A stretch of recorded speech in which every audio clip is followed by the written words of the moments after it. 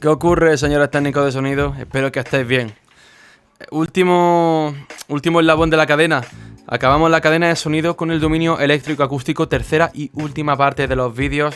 Si eres nuevo te comento, este es básicamente el proceso que hemos estado haciendo.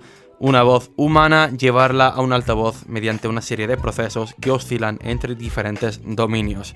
El dominio acústico de la voz, el dominio eléctrico amplificando mediante la mesa y recogiendo la señal a través de un micrófono, digitalizando la señal y lo que nos queda, enviar dicha señal. Si quieres saber más sobre dominio digital, que es la segunda parte de esta cadena de sonido, te dejo un pequeño resumen sobre conversores análogos, conversión por USB a datos binarios, cómo hace un muestreo de la señal de micrófono, los parámetros y cómo de esa señal ya grabada se manda a un DAW para medir en decibelio full scale o LUFS, unidades de volumen full scale. Todo esto lo tenéis en el vídeo del dominio digital junto a técnicas que se suelen usar para optimizar la señal. Volviendo a lo nuestro, mesa analógica, tenemos señal, hora de enviarla. No la vamos a enviar solo a un monitor, vamos a ser muy chulos y enviarlo a un crossover que nos divida la señal en 3 etapas de potencia junto a sus respectivos altavoces. ¿Qué es un crossover? ¿Qué es una etapa? Vamos a verlo. Un crossover, bueno, si nos divide la señal en etapas es porque es un dispositivo que divide la señal de audio en frecuencias y enviarlas a altavoces correspondientes. En este caso el modelo de ejemplo es una Behringer, es un modelo Behringer que podemos separar en un canal de graves, un canal low, y luego otro que se puede separar en 2, dependiendo de si estamos trabajando en estéreo, lo cual significa que la señal media y la señal aguda es un mismo canal, o en mono, que significa que podemos llevar esto a 3 diferentes altavoces, que es lo que vamos a hacer con el fin de hablar de la práctica que estamos realizando. Tenemos 3 salidas, salida de graves, salida de medios, salida de agudos, por XLR. Pero claro, si el oído humano percibe 20.000 Hz, ¿cómo sabemos cuánto percibe el crossover? Que es low, mid, high, graves, medios, agudos para este dispositivo. Aquí abogo a la cabeza y os quiero decir, leed los manuales, son vuestros amigos en aparatos, en dispositivos que no conocéis. En el manual del Super X Pro, que es el modelo del crossover, aparece las frecuencias y nos chiva que puede llegar desde 44 hasta 9300 Hz. O sea que es bastante bien, contando que bueno, oímos a 20.000, pero no es realmente necesario. En fin, tenemos un crossover. Tenemos ya nuestro divisor de frecuencias. ¿A qué dispositivo lo conectamos? A una etapa de potencia o un amplificador de potencia, dicho así porque se emplea para aumentar la señal eléctrica que sale de una fuente o reproductor de sonido. Otorga señal de carga. Vamos por partes porque aquí cambia, aquí hay ya un relevo. Ya no estamos hablando de voltaje. ¿De qué estamos hablando? Fácil, vamos a leer. Etapa de potencia estéreo.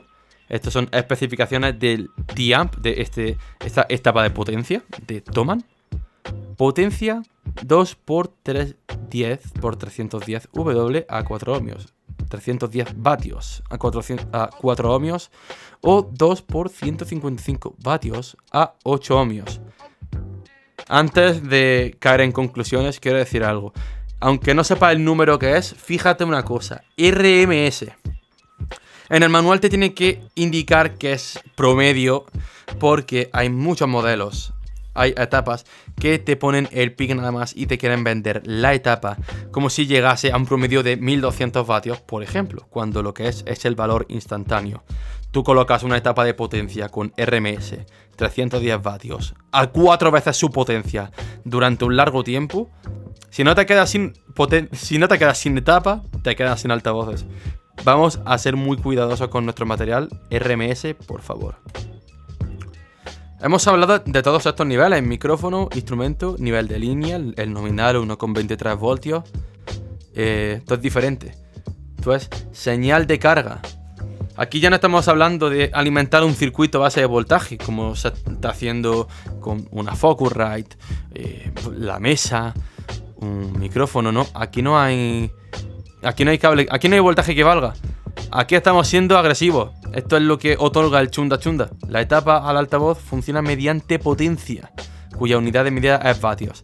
La potencia básicamente en este sentido es la fuerza con la que vamos a mover el cono del altavoz. Diría el altavoz entero, pero no mueves el altavoz entero. Si eso mueve la bobina y la bobina hace que mueva el cono. Volvamos a los datos, tranquilidad, porque es bastante importante saber esto. Tenemos una etapa de potencia, TIAMP E400, cuya potencia es 2 por 310 vatios. ¿Qué significa esto? Dos canales ven 310 vatios. Eso hace un total de 620 vatios. Vamos aquí. ART, altavoz pasivo, MK4. Entre sus características, 300 vatios que aguanta. O sea, aguanta 300 vatios. Y le queremos añadir un promedio de 620. Menos mal que está nuestro querido muro de ladrillos llamado impedancia. La verdad es que muy de ladrillos no es si llega a pasar la señal, pero bueno. Lo importante, quitando analogías ridículas, es que la impedancia, mencionado anteriormente en el dominio eléctrico en el primer vídeo, es la oposición total que ofrece un circuito al flujo de una corriente alterna. Se mide en ohmios. De no ser por este muro, le estaría entrando el doble de potencia de lo que aguanta al altavoz. Aguanta 300 vatios y le estaría entrando 620. Gracias a la impedancia de 8 ohmios que ofrece esta etapa de potencia, va a entrarle 310 vatios.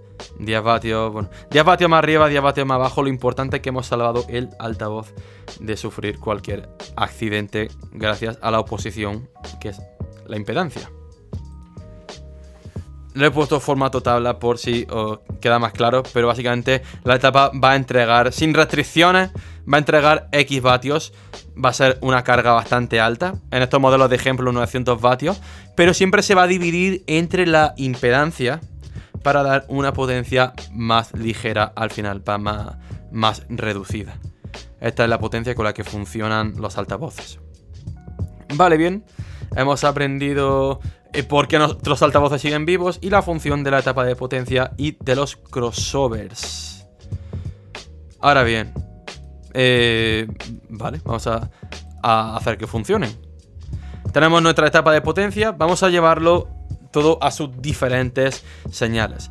Tenemos, gracias a nuestro crossover, una división a graves, una división a medios y una división a agudos. Cada altavoz tiene hay tres tipos de altavoces: subwoofer, que determina los graves, woofer, que determina los medios, y tweeter, que reproduce los agudos. Porque en la construcción, al fin y al cabo, un altavoz lo que lleva es una bobina que no me quiere cargar la imagen, pero bueno, es una bobina que es la que hace que mueva el cono. Bueno, que aquí justamente está, es un imán que lo que hace es mover el cono en función a la potencia que le esté entrando. Ahora bien, si se mueve el altavoz, ¿qué significa? Estamos hablando de que vivimos en gravedad. Se mueve back and forth, retorna para adelante, para atrás, para adelante, para atrás, para adelante, para atrás, para adelante, para atrás. Este movimiento es el que genera la onda, es el que reproduce. Pues al fin y al cabo, la calidad, la forma en la que reproduzca la onda no solo depende de la potencia, sino depende de dos factores muy importantes: el damping factor y el slew rate. El damping factor se define como la capacidad de un amplificador para controlar el movimiento del cono de un altavoz una vez que cesa la señal eléctrica. Tenemos una etapa de potencia cuya impedancia es 8 ohmios. Es decir, que está habiendo 8 ohmios de resistencia. ¿Qué significa? Que si está ofreciendo tanta resistencia, el damping factor va a ser alto, porque significa que conforme se corte la señal eléctrica no va a haber ningún tipo de release, entre comillas, no va a haber una señal ni un apagado largo, se va a cortar de repente.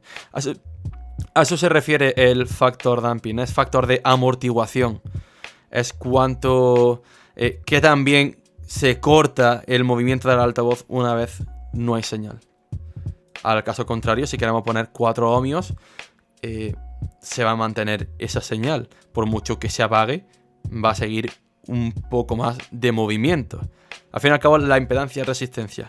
Cuanta más resistencia oponga, más sencillo es controlar el movimiento del altavoz.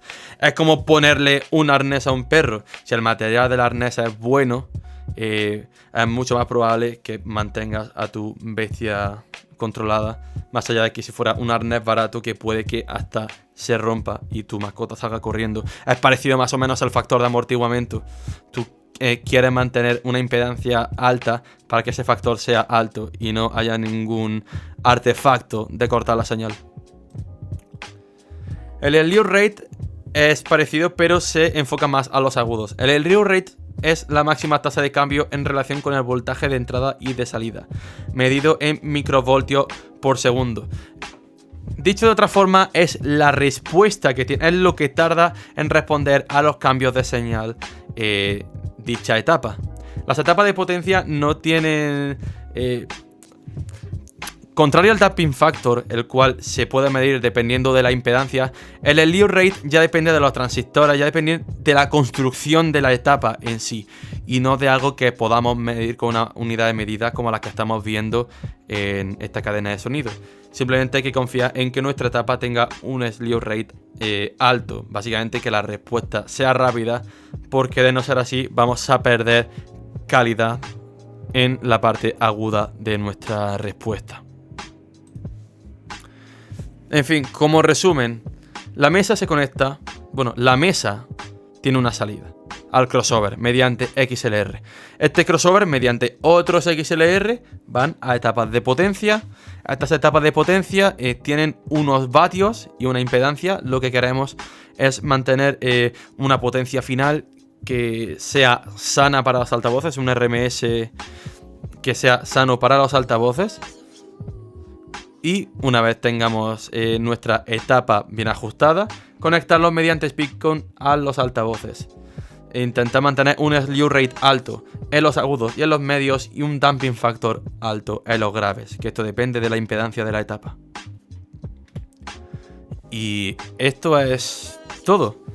Hemos tocado la voz humana, su presión sonora, su medidor y tal.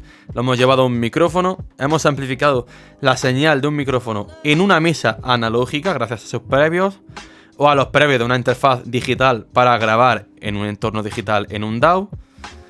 Y dentro de esta parte analógica nos hemos llevado nuestra voz a una salida de crossover y hemos dividido la voz en agudos, medios y graves junto a su conexionado. Esta es toda la cadena de sonido y, como siempre, cuidado con los aparatos y muchas gracias por hoy.